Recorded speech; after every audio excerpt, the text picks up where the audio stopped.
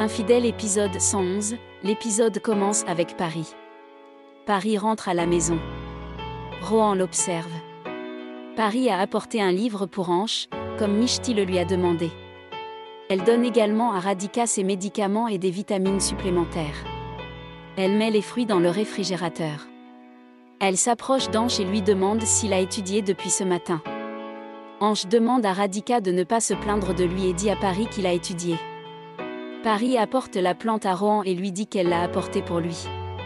On dit que c'est une plante porte-bonheur et porteuse de positivité.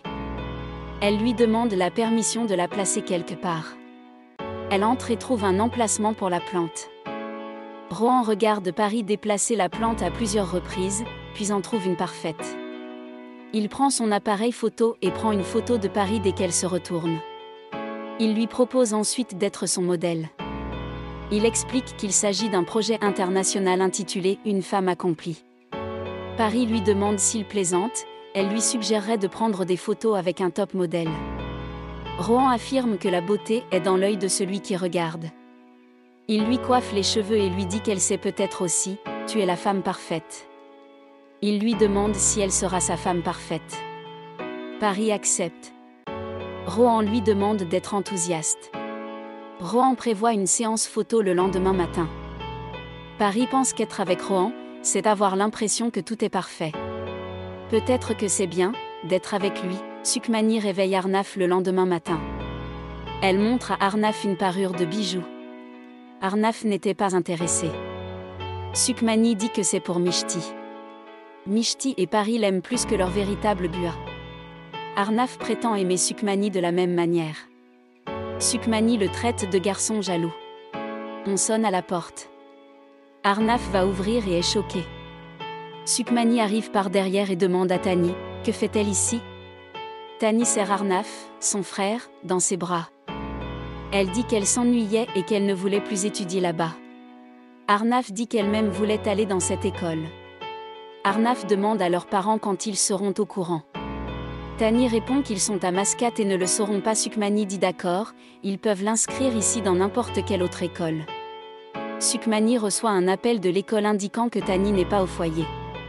Sukmani dit qu'elle est de retour et qu'elle viendra leur parler. Mishti demande à Radhika où elle prend le petit déjeuner. Radhika dit qu'elles sont dans la salle de conférence de la société pour travailler. Mishti demande du travail. Radhika demande si elle ne sait pas. Paris est mannequin pour le projet de Rohan. Elle dit que Paris est extrêmement heureuse après très longtemps, après une éternité. Il semble que Rohan ait une baguette magique et comprenne très bien Paris et Anche. Elle donne le petit déjeuner à Mishti pour qu'elle le leur apporte. Rohan s'occupe de la coiffure et de la robe de Paris pendant qu'elle pose pour les photos. Il était satisfait des clichés. Mishti était ravie de les voir travailler ensemble. Un corbeau s'est posé quelque part sur le toit et ses excréments sont tombés sur Rohan. Paris rit de lui, puis apporte une carafe d'eau. Il se lave. Paris l'aide à se laver les mains et le visage.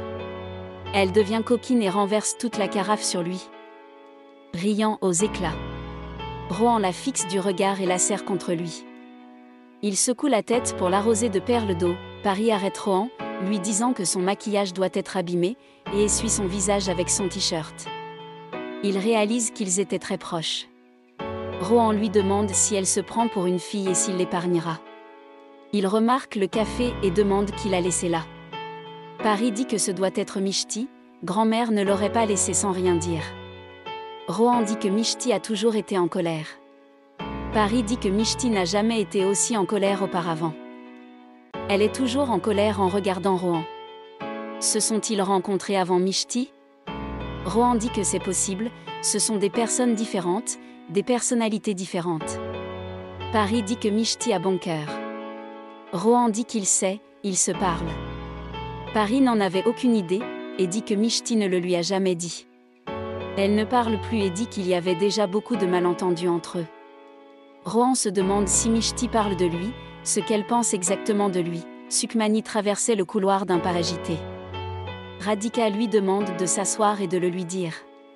Sukmani dit que Tani a quitté l'école, qu'elle est une fauteuse de troubles et qu'elle a son dernier trimestre.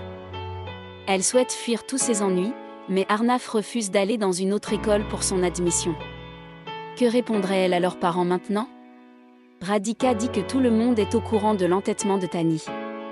Elle décide d'obtenir les papiers et les documents de Tani à l'école, afin de contacter le directeur de l'école où Mishti a étudié. Sukmani, un peu soulagée, part.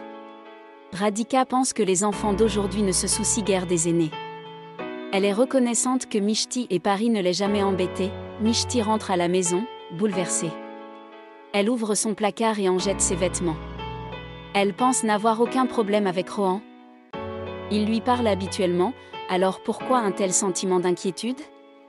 Pari entre dans la pièce et interroge Mishti sur un tel acte, cela ne s'est jamais produit auparavant. Mishti dit qu'elle voulait juste ranger les vêtements dans le placard. Pari demande à Mishti si elle a oublié le café dans le couloir. Mishti dit qu'elle est venue mais qu'ils étaient occupés à travailler, alors elle ne l'a pas dérangé, et il aurait pu être irrité. Pari demande pourquoi donner des explications, il ne pouvait pas savoir quand elle est venue. Mishti dit d'accord, la prochaine fois elle viendrait avec du tambour. Pari se plaint à Mishti de ne pas lui avoir dit qu'elle et Rohan se parlent maintenant. Mishti interdit à Pari de parler d'elle à Rohan. Mishti est étendue à l'idée que Pari lui ait dit qu'elle avait pris son nom au lieu de celui de Vir également, ce qu'elle va expliquer à Vir maintenant. Pari calme Mishti, elle ne peut pas déchiffrer le code de leur sœur. Pari dit qu'elle a seulement dit à Rohan que Mishti a bon cœur, et Rohan répond que je sais. Mishti se demande à quel point il la connaît pour pouvoir prétendre cela. Pari dit qu'elle est impossible, Rohan rend tout impossible, il est gentil et passer du temps avec lui semble parfait. Radhika appelle Pari de l'extérieur.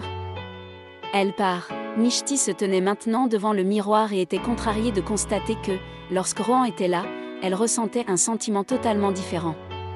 Elle était incapable de se contrôler, irritée et bouleversée. Elle se comportait mal avec lui et se battait avec lui, même si elle se sentait mal après. Son cœur battait la chamade dès qu'il était là. Elle nie toute pensée de ce genre et affirme qu'elle est engagée envers Vir et qu'ils se marieraient bientôt. Dehors, Radhika parle à Pari de l'admission à l'école. Ansh arrive. Pari leur dit de parler à Mishti, elle était parfaite à l'école. Rohan arrive et offre un café, mais Radhika la remercie. Mishti sort. Radhika lui demande de trouver une école pour Tani. Tout le monde demande ensemble si Tani a encore quitté l'école. Mishti répond qu'elle a quitté l'école pour la 2e fois en 3 ans et que le dossier est extrêmement faux. Mishti était réticente, mais Radhika l'a fait chanter émotionnellement. Plus tard, Mishti se tenait sous un soleil brûlant, attendant son chauffeur. Elle remarque que son chauffeur a été annulé. Rohan passait et arrête sa voiture, il propose de déposer Mishti. Rohan dit que sa destination est sur son chemin et qu'il peut facilement la déposer. Mishti monte dans la voiture. Rohan reprogramme son rendez-vous. Vir passe et trouve Mishti avec Rohan dans la même voiture. Plus tard, Vir appelle Mishti. Rohan remarque que son téléphone sonne, mais qu'elle n'a pas décroché. Ainsi l'épisode se termine, merci et à très bientôt.